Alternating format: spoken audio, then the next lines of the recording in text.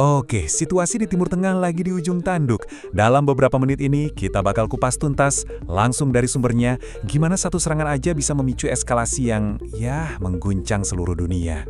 Nah, ini dia peta perjalanan kita. Kita akan lihat gimana seorang pemimpin gugur, terus lini masa pembalasannya, dampak kemanusiaannya, sampai-sampai krisis global.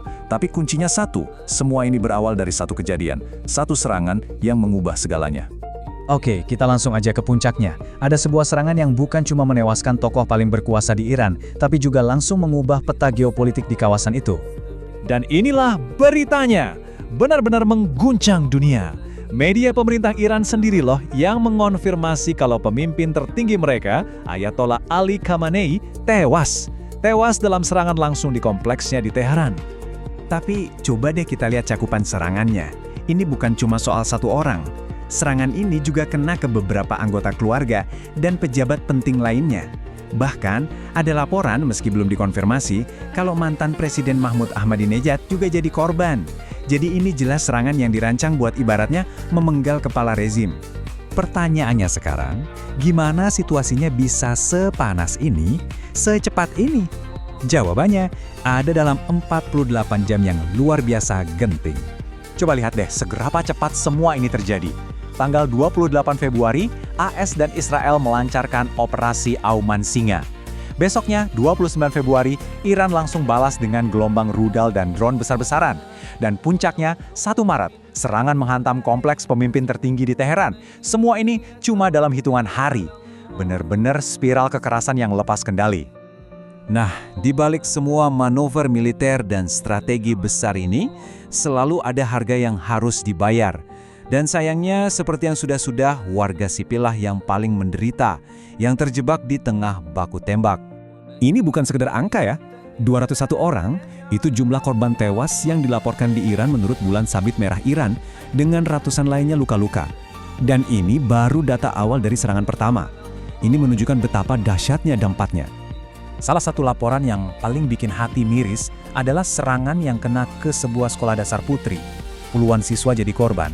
Ini jadi pengingat yang sangat kejam, kalau dalam perang, seringkali nggak ada lagi bedanya antara target militer dan warga sipil. Dan pembalasan dari Iran juga sama mengerikannya. Serangan rudal mereka mendarat di Tel Aviv, menewaskan warga sipil dan melukai puluhan lainnya. Ini benar-benar membawa konflik langsung ke pemukiman warga, membuktikan kalau nggak ada tempat yang benar-benar aman. Konflik ini cepat banget meluas. Targetnya bukan lagi cuma fasilitas militer. Sekarang, yang diserang itu ibaratnya urat nadi kehidupan sehari-hari. Infrastruktur sipil yang vital sengaja dilumpuhkan. Coba kita lihat daftarnya. Rumah sakit Gandhi di Teheran rusak, pasien harus dievakuasi. Perumahan di Tel Aviv hancur, bahkan bandara di Abu Dhabi dan Dubai juga kena. Ini udah bukan lagi sekedar perang antar militer, ini udah jadi upaya buat melumpuhkan seluruh kawasan. Dan seolah-olah semua kehancuran ini belum cukup, ada satu langkah lagi yang mengubah krisis regional jadi masalah global. Dan semuanya gara-gara satu titik kecil di peta, Selat Hormuz. Kenapa sih selat ini penting banget? Gampangnya gini, anggap aja Selat Hormuz ini kayak keran utama buat energi dunia. Sebagian besar pasokan minyak global itu lewat sini setiap harinya. Jadi, ya vital banget. Nah, sebagai respons atas serangan-serangan itu, Iran mengambil langkah yang drastis. Garda revolusi mereka menutup total selat itu untuk semua pelayaran. Ini bukan ancaman lagi, ini udah kejadian. Mereka benar-benar baru saja, ibaratnya mematikan keran energi dunia. Oke, dengan konflik yang makin menjadi-jadi dan ekonomi global yang terancam, gimana reaksi dunia internasional? Yah, seperti yang bisa diduga, komunitas internasional langsung panik.